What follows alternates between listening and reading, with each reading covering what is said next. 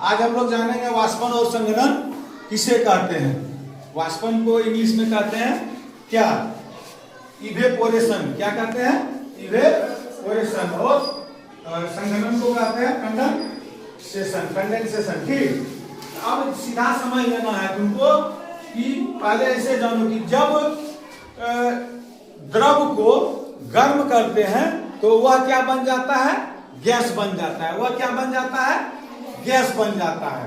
तो उस स्थिति को हम वाष्पन कहते हैं। उदाहरण स्वरूप यदि हमारे यहाँ भात बनाया जाता है, चावल बनाया जाता है, तो पानी को गर्म किया जाता है। नहीं, पहले ठंडी में दिया जाता है और गर्म होता है तो क्या होता है? भाप निकलता है कि तो जल द्रव है और वह वाष्प के रूप में ऊपर चले जाता है। इसी प्रक्रिया को क्या कहते हैं?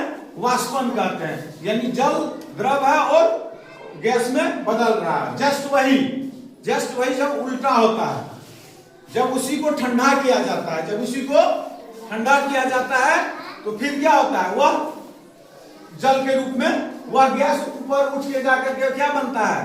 बादल बन जाता है। और जब वह ठंडा होता है तो जल के रूप में नीचे बारिश के रूप में होने लगता है, तो उसे संघनन कहते हैं। जस्ट उल्टा होता है। जब द्रव को गर्म करने पर वाष्प के रूप में परिवर्तित हो जाता है तो वाष्पीकरण कहते हैं। और जब वाष्प को ठंडा करने पर द्रव के रूप में बदल जाता है तो उसे संघनन कहते हैं। अब कोई दिक्कत नहीं। उसके बाद है ऐसे हम लिख भी दिया, जल का वाष्प में बदलना वाष्पन कहलाता है। संघनन किसे कहते हैं? वाष्प का जल की बूंदों में बदलना संघनन कहलाता है। गीला कपड़ा किसके कारण सूखता है? गीला कपड़ा वाष्पन के कारण सूखता है। हम कमीज धुला के रख देते हैं, नहीं किसी पर टांग देते हैं, और धूप आता है जाड़े के समय में ज्यादा क्यों जल्दी देर से कपड़ा सूखता है? क्योंकि वाष्पन कम हो पाता है, गर्मी उसको कम पड़ती है, जिसके कारण लेट से सूखता है। और गर्मी के सीजन में कपड़ा तुरंत सूख जाता है। नहीं, जैसे ही वो गर्म होता है वाष्प बन जाता है, नहीं पानी। ठीक है। उसके बाद तुम्हारा बादल किसके कारण बनता है? बादल संघनन के कारण बनता है। बादल बनने में पहले क्या होता है तथा बाद में क्या होता है? बादल बनने में पहले वाष्पन होता है, फिर संघनन होता है। कैसे?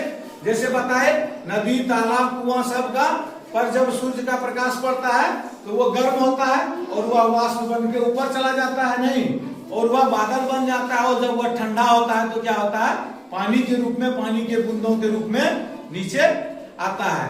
वर्षा होने का यही वजह है। तो पूछता है पहले क्या होता है? पहले वाष्पन होता है, फिर संघनन होता है। नहीं, पहले द्रव वाष्प में बदलता है, द्रव गर्म होकर वाष्प में बदलता है और फिर ठंडा होकर के द्रव में बदल के